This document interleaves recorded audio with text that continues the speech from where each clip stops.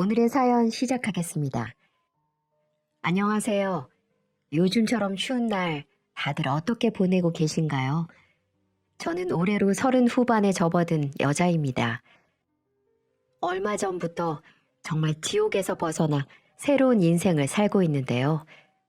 결혼 생활 동안 정말 충격적인 일을 겪으며 사람은 역시 보이는 게 다가 아니라는 걸 깨닫고 이혼을 하고 혼자서 지내고 있답니다.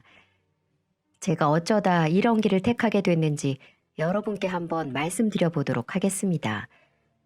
제 사연을 들으시며 많은 분들이 분노하고 화를 내실 것 같네요. 저는 분식집을 운영하는 엄마와 단둘이 유년 시절과 학창 시절을 보냈습니다. 아빠는 제가 유치원 다닐 때 사고로 그만 먼저 하늘나라로 가셨거든요. 과부가 된 엄마는 다른 남자와 재혼을 안 하시고 오로지 저만 바라보시며 희생을 하셨습니다. 엄마는 언제나 제 편이셨어요. 사춘기에 접어들면 보통 한 번씩은 반항 같은 걸 하잖아요. 저도 여느 아이들처럼 예민한 시기가 있었는데 그때도 엄마는 싫은 소리 한 번 하지 않으시고 저를 안아주셨습니다. 한 번은 학교에서 시험을 봤던 날이었는데 그날 제가 시험을 망치고야 말았어요. 항상 반에서 나름 3등 안에는 들었는데 딱 봐도 이번에는 10등 밑으로 떨어질 것만 같은 불길한 마음이 들더라고요. 그래서 그날은 집에 가자마자 침대에 누워 이불을 둘러쓰고 속상해서 울고 있었는데 엄마가 제 방문을 두드리더니 저를 찾으시더라고요. 우리 딸 저녁 먹어야지. 됐어. 안 먹어. 엄마나 먹어. 그래도 먹어야지. 배고프면 잠도 안 오고 아무것도 하기 싫은 법이야. 어서 와. 우리 딸이 좋아하는 고기 반찬 해놨어. 먹기 싫더라도 엄마랑 맛있게 먹자. 얼른. 아니 먹기 싫다는데 왜 사람을 짜증나게 하는데. 내가 지금 나이가 19살인데 엄마는 내 의사를 존중해주면 안 돼? 내가 기분이 안 좋아서 안 먹겠다고 하면 그런가 보다 하고 넘어가면 안 되냐고. 언제까지 우리 딸 이러면서 시시때때로 간섭하려고 그러냐고. 지겨워 죽겠어 정말. 빨리 문 닫고 나가. 알았어. 엄마가 미안해. 엄마는 이렇게 제가 짜증을 내고 막말을 일삼아도 제게 소리 한번 내지 않으셨습니다. 그 이유는 단 하나였어요. 저희 아빠는 제가 유치원 때 돌아가셨다고 하는데 솔직히 기억이 잘 나지 않습니다. 그때부터 엄마는 제가 가엾고 불쌍해 보였는지 회초리보다는 사랑으로 저를 보듬어 주셨어요. 하지만 저는 그 마음을 감사하게 생각하기보단 엄마니까, 나를 낳아주신 엄마니까 당연한 거 아니야? 이렇게 생각을 하고 살았던 것 같습니다. 참 나쁜 딸이었죠. 그러던 어느 날 학교에 다녀와 냉장고에서 물을 꺼내 먹으려고 하는데 식탁 위에 무슨 병원 검사 결과지 같은 게 제 눈에 보였습니다. 엄마는 화장실에서 일을 보고 있었고 호기심에 이건 뭐지? 하고 들여다보게 되었죠. 저는 그 종이를 들여다본 순간 충격을 받고야 말았습니다.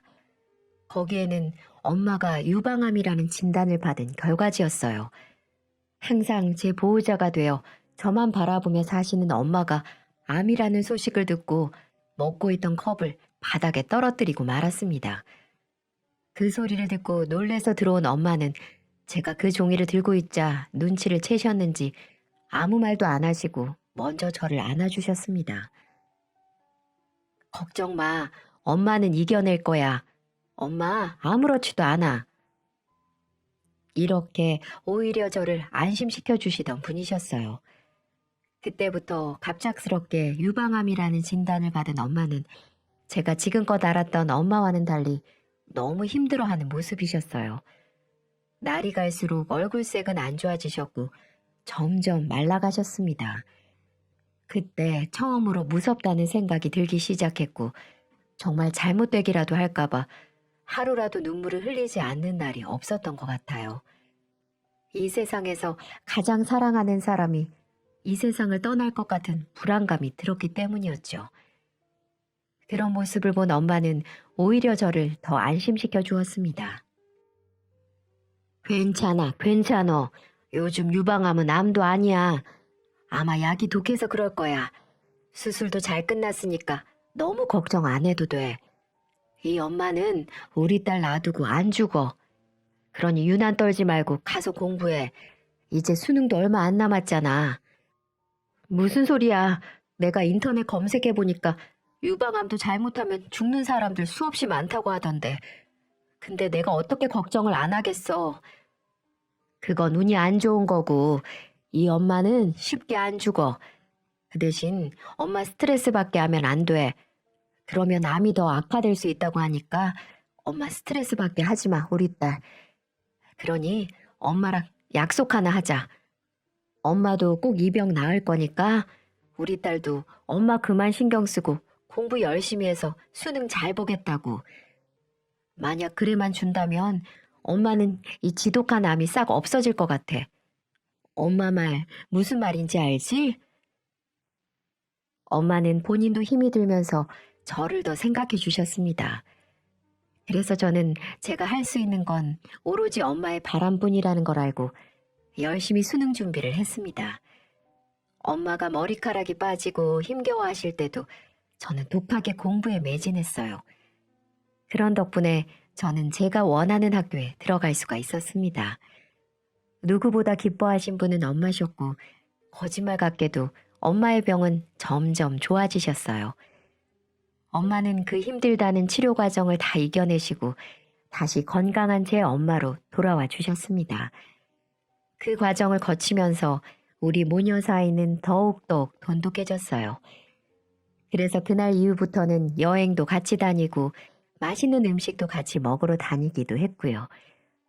보통 20대 때는 남자친구와 그런 식으로 데이트를 해야 하는데 저는 제 옆에 엄마가 있었기에 남자가 필요하다는 생각을 하지 않았습니다. 딸, 이제 엄마 좀 놔주고 남자 좀 만나. 이러다 노처녀 돼서 늙을 때까지 엄마 괴롭히는 거 아니야? 에이, 엄마 무슨 소리야. 다 때가 되면 갈 거니까 걱정 마세요. 그리고 나 인기 많아. 학교에서도 나한테 대시한 사람이 얼마나 많은데. 근데 하나같이 마음에 안 들어서 축구공처럼 뻥 차버렸어. 나 잘했지. 아이고, 못 산다 내가 못 살아 정말. 이렇게 말을 하며 장난도 치곤 했었는데 지금은 그런 엄마가 이 세상에 존재하지 않네요. 아무튼 그렇게 대학교를 졸업하고 회사에 취직을 하게 됐습니다. 거기에서 남편을 처음 만나게 되었어요.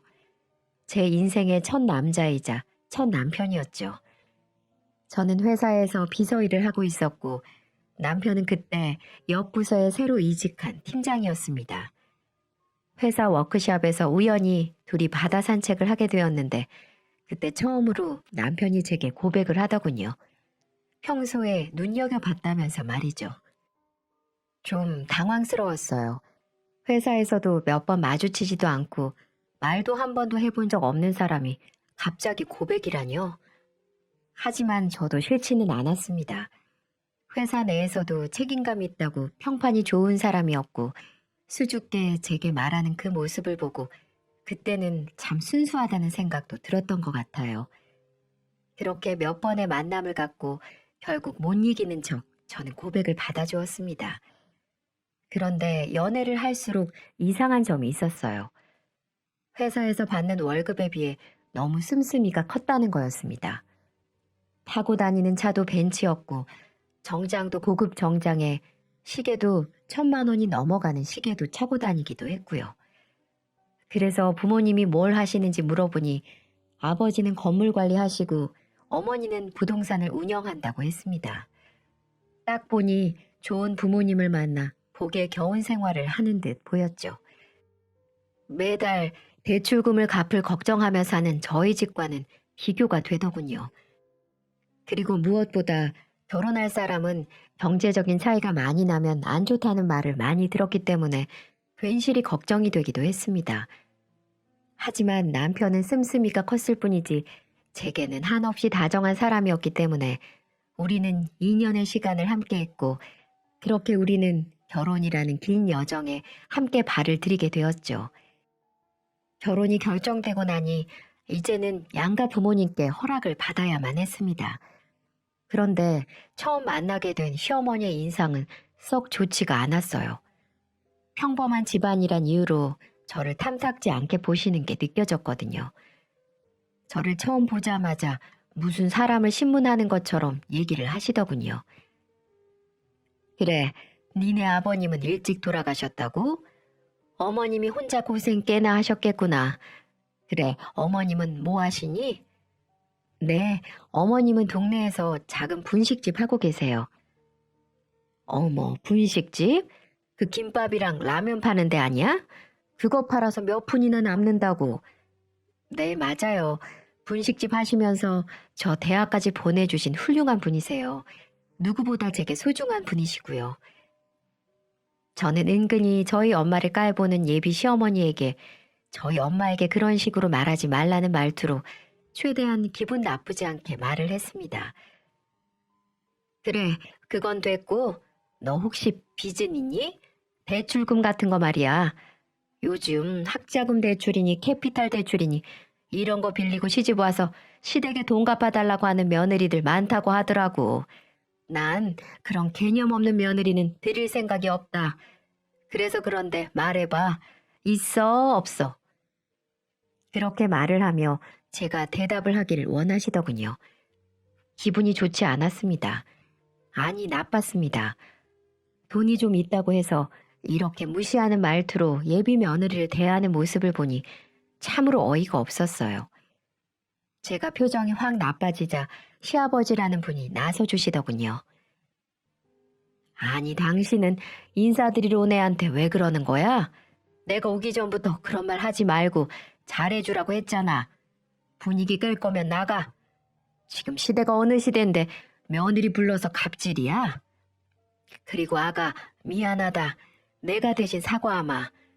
네 시엠이 될 사람이 사기를 많이 당해서 그런 거야. 그러니 너무 기분 나빠하지 말고 이해하거라. 그리고 나는 네가 이렇게 와준 거에 대해 대환영이야. 우리 아들이 너를 얼마나 칭찬하던지.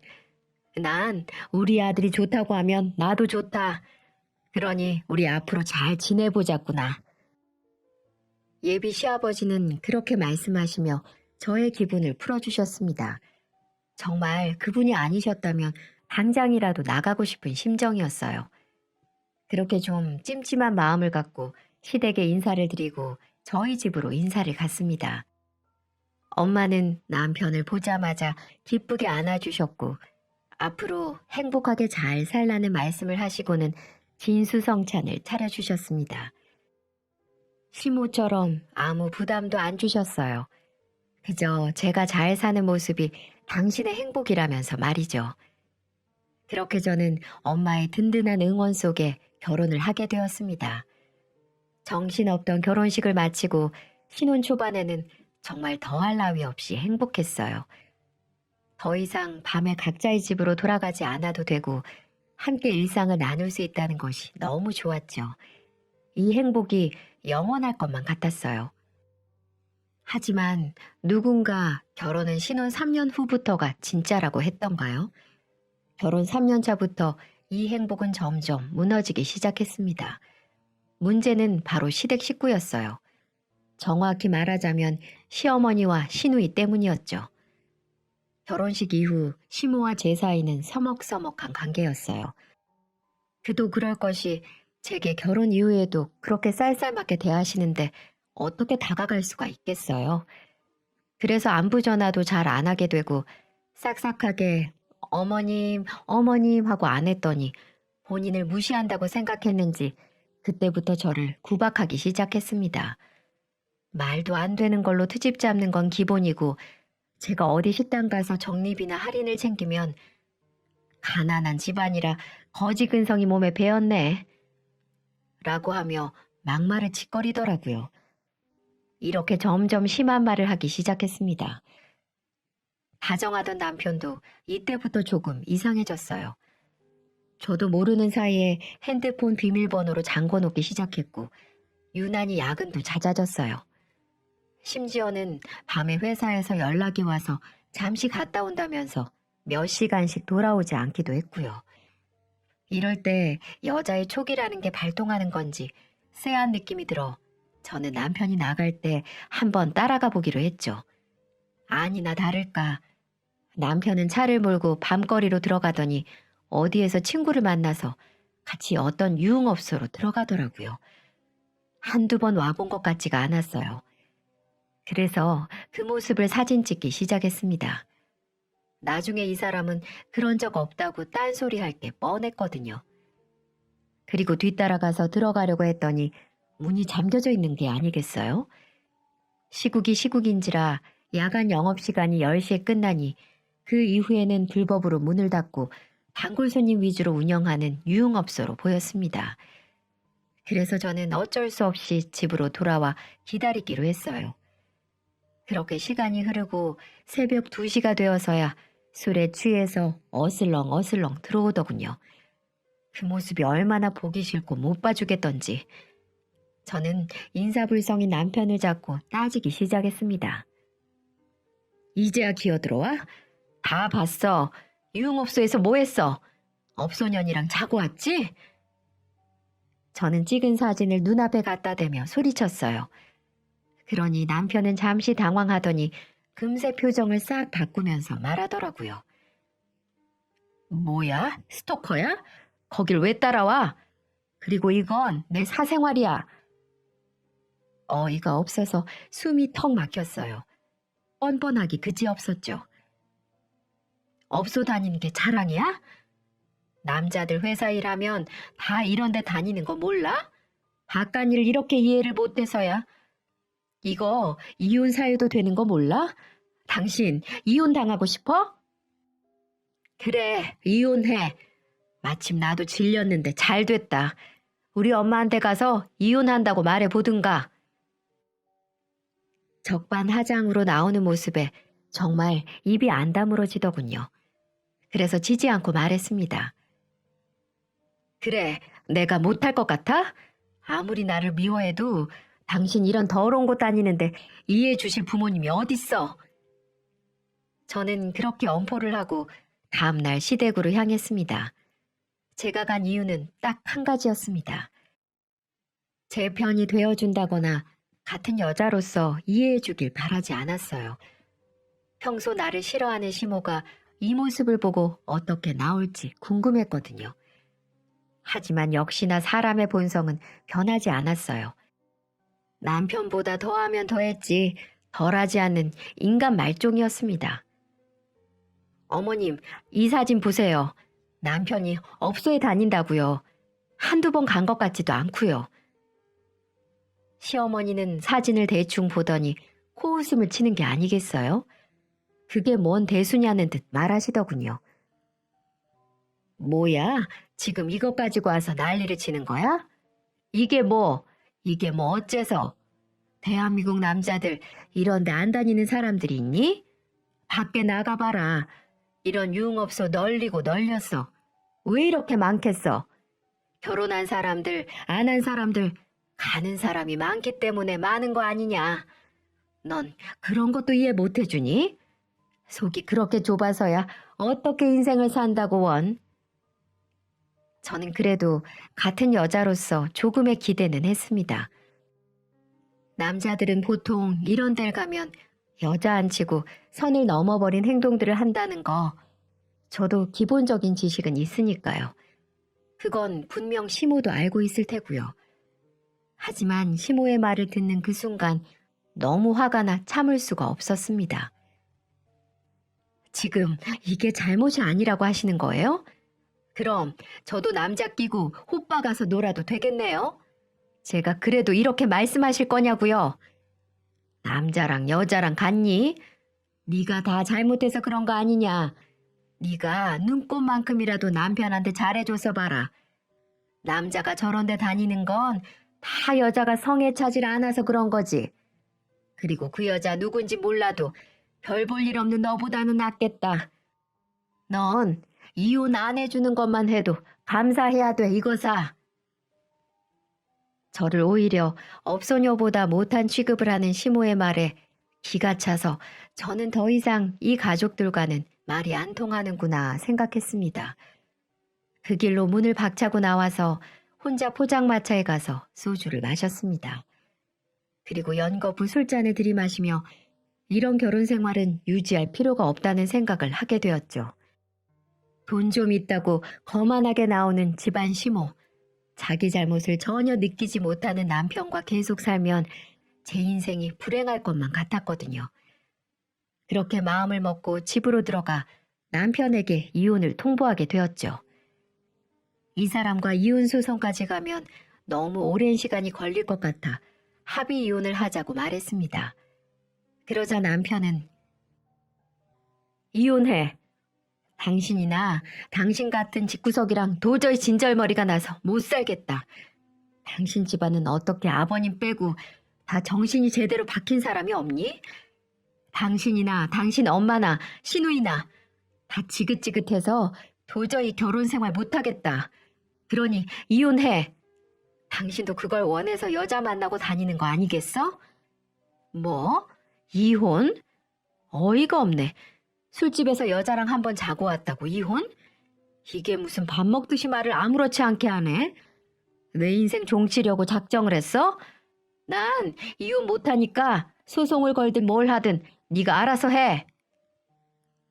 그렇게 말을 하며 밖으로 나가버리는 게 아니겠어요? 나한테 미안하다고 빌어도 모자랄 판에 저렇게 뻔뻔하게 나오니 그냥 눈물이 나더라고요. 결혼 전에 그렇게 착하고 다정했던 남자가 왜 3년 만에 나한테 이렇게 행동을 하는지 정말 시간을 되돌리고만 싶었습니다. 그리고 며칠 후 도무지 참기 힘든 일이 벌어지게 되었어요. 어느 날 웬일로 시어머니가 몸에 좋은 거라면서 영양제를 챙겨 오셨더라고요. 꼭 매일 같은 시간에 먹으라는 당부와 함께 말이죠. 저한테 갑자기 잘해줄 리가 없던 터라 너무 느낌이 이상해서 영양제 사진을 찍어 인터넷에 올려 어떤 약인지 검색해 봤습니다. 근데 세상에나 전 또 한 번 깜짝 놀라고 말았어요. 알고 보니 이건 영양제가 아니라 경구 피임약이었더군요. 온몸에 소름이 돋았어요. 며느리한테 피임약을 먹이는 시모라니. 저는 너무 충격받아서 바로 전화를 걸었습니다. 어머니, 이게 무슨 짓이에요? 이거 영양제 아니고 피임약이잖아요. 세상에 며느리한테 피임약 먹이는 시어머니가 어딨어요? 시어머니는 당황하지도 않고 되려 뻔뻔하게 말했죠. 야, 너 같은 게 애라도 봬서 우리 아들 발목 잡으면 어쩌려고. 아유, 생각만 해도 끔찍하다. 뭐요? 진짜 이 여자가 할 말이 있고 안 할 말이 있는데 도저히 어머니라는 말을 못하겠네. 저기요, 저 당신 아들한테 이혼 통보했어요. 근데 이혼 못하겠다고 난리를 치는 게 바로 당신 아들이에요. 가서 당신 아들한테 제발 이혼 좀 해달라고 사정 좀 해주세요. 당신처럼 개념 없는 남편을 보면 구역질이 나오니까 아시겠어요? 뭐 인연이? 너 지금 뭐라고 했어? 죽고 싶어? 저는 이렇게 소리를 지르는 시모의 음성을 뒤로하고 전화를 일방적으로 끊어버렸습니다. 이때부터였어요. 제 인내력의 한계가 다다른 시점이요. 아마 이쯤 들으신 분들은 이렇게 말씀하시는 분들도 계실 거예요. 왜 바보같이 그러고 있었냐? 이혼 안 해주면 이혼소송 걸어서 이혼하면 되지. 라고 말이죠. 물론 저도 그렇게 생각을 했습니다. 하지만 쉽게 이혼해주고 싶지 않았어요. 여기서 그냥 이혼소송을 걸면 저만 불쌍한 사람이 될 것만 같았거든요. 그래서 이혼소송에 제게 유리한 증거들을 모은 다음 실행에 나가기로 했습니다. 그래서 전에 시모와의 통화 내용도 다 녹음을 했었고요. 며느리에게 피임약을 먹여 이혼을 강요한 시어머니라는 사람을 그 누구도 인정을 안 해줄 겁니다. 그래서 그걸 증거로 모아 나중에 탈탈 털어버리기로 했습니다. 그리고 남편이 왜 이혼을 안 해주는지 아시나요? 바로 회사 때문이에요. 저와 같은 회사에 다녔기 때문에 분명 이혼하면 자신에게 불이익이 갈 걸 알아서겠죠. 그리고 이웃남이라는 꼬리표를 달고 싶지 않아 그렇다고 하는데 이 인간 같지도 않은 인간에게도 한 방을 먹여주고 싶었어요. 그렇게 저는 차근차근 준비하던 과정에 하늘도 무심하시지 저에게 너무 비극적인 일이 벌어지고 말았습니다. 제가 회사 일을 마치고 집에 가던 길에 충격적인 전화 한 통이 걸려오더군요. 어머니가 심장의 통증을 호소하면서 쓰러지셨다는 소식이었죠. 분식집에서 혼자 계실 때 쓰러지셨다고 하는데 가게에 들어온 손님 때문에 겨우 발견이 됐다고 했습니다. 지금 생명이 위험하다고 했어요. 저는 충격적인 소식을 듣고 엄마를 잃을지도 모른다는 두려움에 휩싸여서 울면서 병원으로 향하는 택시를 탔습니다. 제발 아무 일이 없기만을 기도하며 병원에 갔지만 도착해서 의사의 표정을 봤을 때 저는 늦었다는 걸 직감했습니다. 의사는 저를 보며 냉정하게 말하더군요. 급성 심근경색입니다. 관산동맥이 완전히 막혀서 빠른 시간 내 치료했어야 하는데 너무 늦게 발견했어요. 3분 전 사망하셨습니다. 저는 그대로 병원 바닥에 주저앉고 말았습니다. 30년을 과부가 돼서 재혼도 안 하시고 굳은 일 힘든 일 하면서 저를 키워주신 엄마. 엄마는 그렇게 허망하게 떠나고 말았어요. 엄마, 우리 엄마 미안해.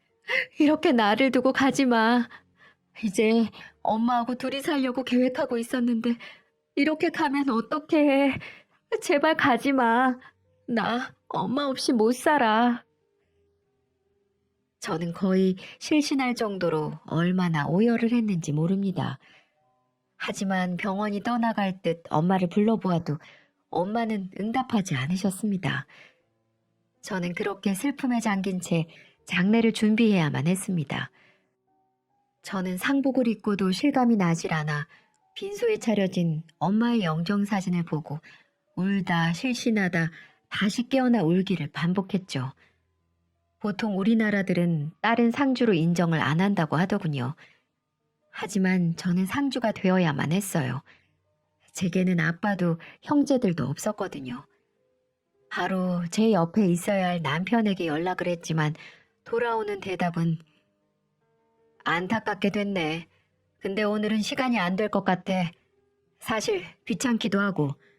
솔직히 우리 사이 안 좋은 건 사실이잖아. 아무튼 시간 내서 내일이나 내일 모레 한번 들릴게. 이러고 전화를 끊더군요. 같이 문상객들을 맞이해야 할 남편 놈은 장모가 죽었는데도 아무렇지 않게 말을 하는 모습을 보고 제 가슴은 찢어질 듯 아파오더군요. 그래도 인간이라면, 인간으로 태어났다면 저러지는 않을 텐데 무심하게 말을 하는 남편을 보고 가슴이 찢어질 듯이 아파오더군요. 장례식 첫째 날 시댁 식구들은 정말 코빼기도 비치지 않았습니다. 둘째 날이 되어서야 남편이 잠시 얼굴만 비치고는 바쁘다며 돌아갔고 곧이어 시댁 식구들이 찾아왔어요. 평소엔 꼴도 보기 싫었지만 그래도 찾아오니 인사는 건넸습니다. 그런데 빈소를 나온 시모와 시누이가 저를 장례식장에 붙어있는 골방으로 부르더군요. 지쳐있던 저는 비틀거리며 따라 나섰습니다. 그리고 저를 앞에 세워두고는 팔짱을 끼고 황당한 말을 하기 시작하더군요.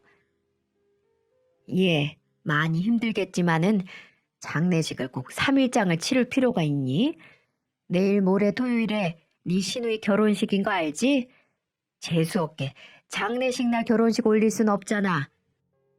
그러니 오늘까지 마무리하고 내일 납골당으로 모셔라. 어차피 넌 가족들도 없어서 오래 놔둘 필요도 없잖아. 사부인도 빨리 하늘나라로 가길 원하실 거야. 무슨 말인 줄 알았지? 여러분, 이게 말이 되는 소리인가요? 친정 엄마가 돌아가셨는데 시누이 결혼식을 해야 되니 장례식 그만하고 납골당으로 모시라뇨. 그래요, 언니. 하필 이럴 때 돌아가셔서 제가 얼마나 입장이 난처한 줄 아세요? 그래도 우리는 가족이니 이렇게 배웅해드리러 왔잖아요. 그러니 이제 언니도 우리 엄마 말처럼 어머니 보내드려요. 어머니도 그걸 원하실 거예요. 혹시라도 언니 때문에 재수 없어서 저 결혼 망가지면 언니가 책임지실 거예요? 시모도 모자라 이제는 시누이까지 고인을 두고 그렇게 말을 하니 이성을 잃고 말았습니다. 뭐 인연들아? 니네가 사람이야 짐승이야? 니네 부모가 죽었다면 이렇게 말을 할 거야? 이런 천하의 죽일 년들. 이렇게 말을 하면서 두 년의 머리채를 잡아버렸습니다. 저도 놀랄 정도로 어디에서 제게 그런 초인적인 힘이 나온 건지 모르겠지만 머리채 잡는 것도 모자라 제 눈에 보이는 모든 물건들을 던져버렸어요. 너 지금 뭐 하는 짓이야? 그만하지 못해? 라고 시모라는 인간의 소리가 들렸지만 이미 이성을 잃은 저는 무서울 게 없었습니다. 그럴수록 저는 더 분노하고 그들에게 달려들었죠. 결국 그들은 얼굴이 만신창이가 되어서는 결국 쥐새끼처럼 도망가기 바쁘더군요. 인간 같지도 않은 그들에게 인간으로 대해줄 필요가 없었어요. 장례식이 다 끝나고 꼭 복수를 해주기로 했어요. 저는 그렇게 한바탕 울분을 토하고 3일 동안 장례식장에서 엄마를 고이 지켜드리고 제가 사는 곳에서 가장 가까운 곳에 엄마를 모셨습니다. 납골함 앞에 엄마와 다정하게 찍었던 사진을 걸어놓고 내가 잘 사는 모습 지켜보라고 말을 하고 저는 어느 곳으로 향했습니다. 바로 그곳은 시누이의 결혼식장이었어요. 제가 받은 만큼 똑같이 해주고 싶었습니다. 결혼식장에 들어가니 시모와 남편은 곱고 멋있게 차려입고 하객들을 맞이하고 있더군요. 가증스런 얼굴을 하며 축하 인사를 받는 그 사람들을 보니 토할 것만 같았습니다. 그리고 그들을 맞이한 하객들 중에는 저희 회사 상무님, 직원들도 보였고요. 그리고 제가 바라본 한 곳은 시누이 시댁인 신랑 쪽이었습니다. 참으로 인상이 좋고 신랑 또한 인상이 너무 좋아 보였어요. 저런 좋은 집안에 시누이라는 여자가 결혼한다고 생각하니 참 불쌍해 보이더군요. 시누이의 실체를 알아야 할 텐데 말이죠. 저는 그때 계획을 실행하기로 했습니다. 먼저 제가 입고 있던 자켓을 벗어버리고 그들에게 다가갔습니다. 그랬더니 결혼식장이 아수라장이 되고 말았습니다. 제가 자켓을 벗어던지고 입고 있던 옷은 바로 다름 아닌 상복이었거든요. 결혼식장의 상복이라니 이 말도 안 된 광경에 모든 하객들이 저를 바라보기 시작했어요.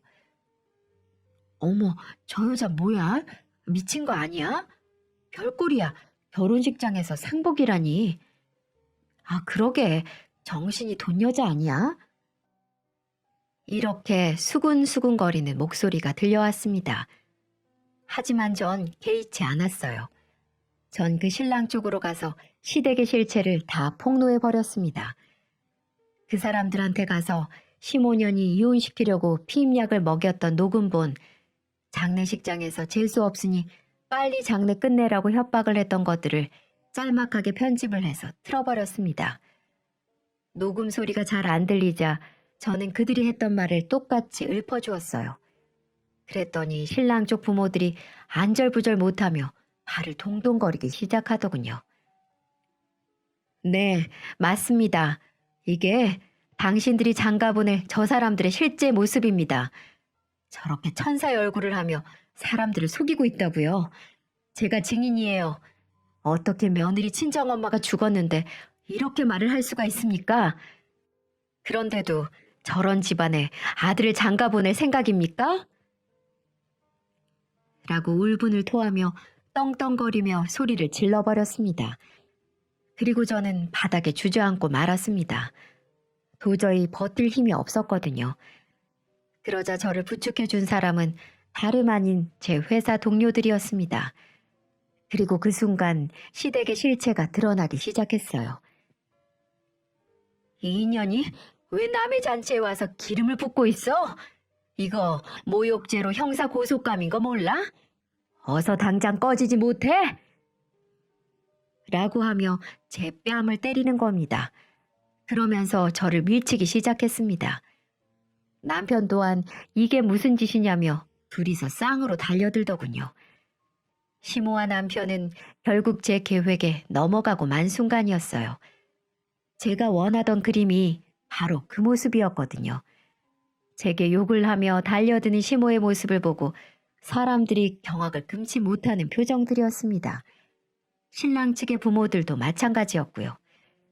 시모의 악질적인 모습이 천하에 다 드러나는 순간이었습니다. 저는 회사 동료들의 부축을 받으며 병원으로 이동하기 전 웃으면서 한마디를 해주었죠.